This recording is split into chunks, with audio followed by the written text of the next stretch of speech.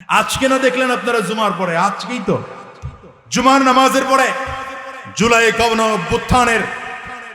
গণ অভ্যুত্থানের অন্যতম এক নায়ক জনাব ওসমান হাদিকে গুলি করা হয়েছে। কারা গুলি করেছে আমি এখনো পর্যন্ত জানি না, কিন্তু আমি বলি যদি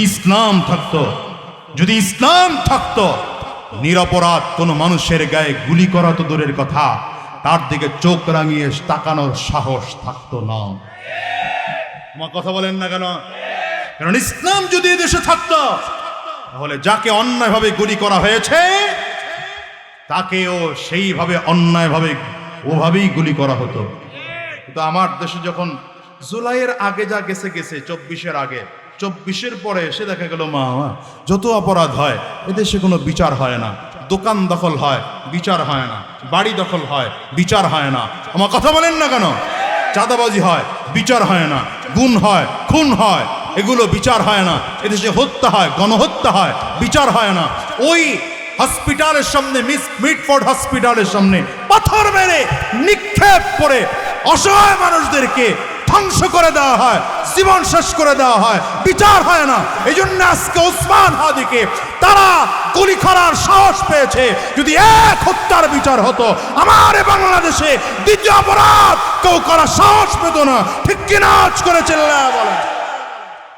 ওলামায়ে কেরামদের কাছে দাও দেশ, ওলামায়ে কেরামদের কাছে দাও। আমি কোন দলের কথা বলছি না। এখন পর্যন্ত কোন দলের নাম নিছি? কোন ব্যক্তির ভোট দিতে বলেছি? ইসলামের পক্ষে থাকতে বলেছি। আপনারা ইসলামের পক্ষে না বিরুদ্ধে? পক্ষের আওয়াজ এত আসতে না। পক্ষে না বিরুদ্ধে? কোরআনের পক্ষে না বিরুদ্ধে? দ্বীনের পক্ষে না বিরুদ্ধে? দাড়িওয়ালা টুপিওয়ালা জুব্বাওয়ালাদের পক্ষে না বিরুদ্ধে?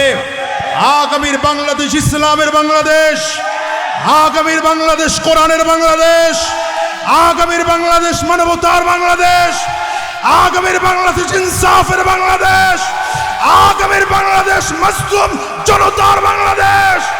এই বাংলাদেশ করার জন্য যদি রক্ত দিতে হয় রক্ত দিবা, জীবন যদি দিতে হয় কারা কারা তৈয়ার আছো? কারা কারা তৈয়ার আছো? দুই হাত তুলে আল্লাহরে দেখাও।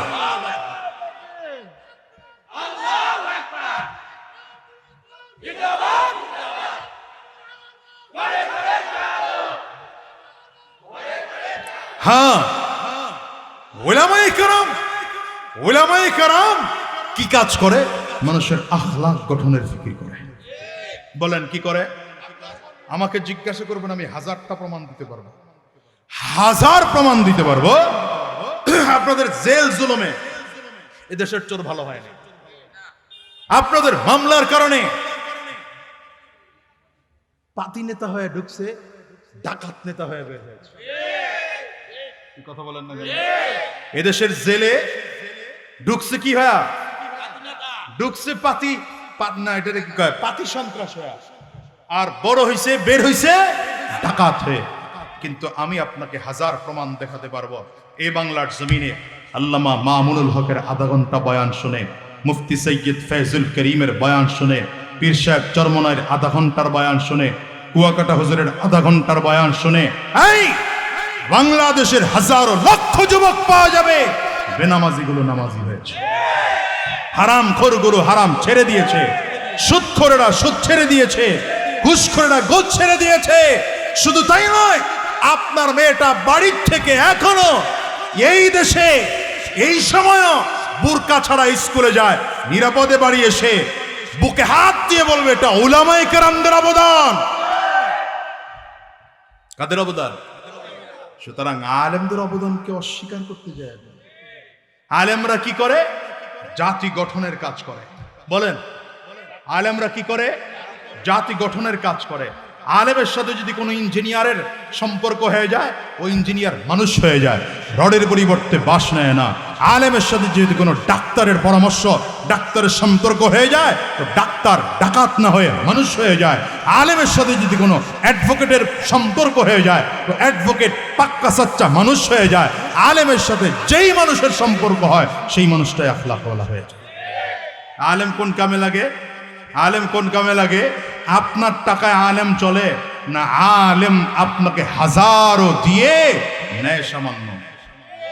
আমি তো বলি যে আমার পাশে যিনি বসা, এই ডানে বামে যে ওলামায়ে কেরাম বসা, যদি জেনারেল লাইনে ওনারা লেখাপড়া করতেন তাহলে প্রত্যেকজন বিসিএস ক্যাডার হতেন।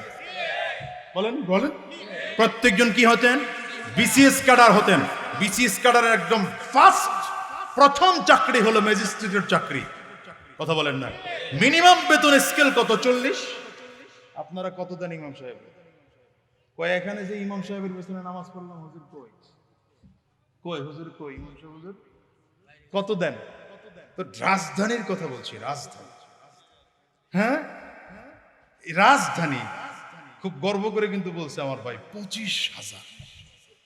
এই আমার এদেশে যারা রিক্সা চালায়, রিক্সাওয়ালার ড্যামরা কোনাপাড়া, এই এই এই অটোওয়ালাদেরকে জিজ্ঞাসা করবেন যে আপনার ইনকাম কত, সে বলবে সারাদিন ঘুমাই। রাগ করেন না হুজুর, সারাদিন ঘুমাই, আসরের পরে বের হই, রাত্র 10টায় আবার বাসায় ঢুকি, 1,500 টাকা কামায় বাসায় যাই। আমি বহু অটোওয়ালাকে জিজ্ঞাসা করেছি, 1,000 1,500 টাকা কামায়, জমা টমা সব দিয়েও তার 1,000 টাকা থাকে। একজন অটোওয়ালার যদি প্রতিদিন 1,000 থাকে, মাসে কত? 30,000। 1500 থাকলে 45,000। সিএনজিওয়ালার 2,000 3,000 করে থাকে, মাস শেষে 90,000। আপনি সেখানে আলেমরা দেন মাত্র 25,000। রাজধানীর মতো এলাকায়, রাজধানীর মতো এলাকায়, হ্যাঁ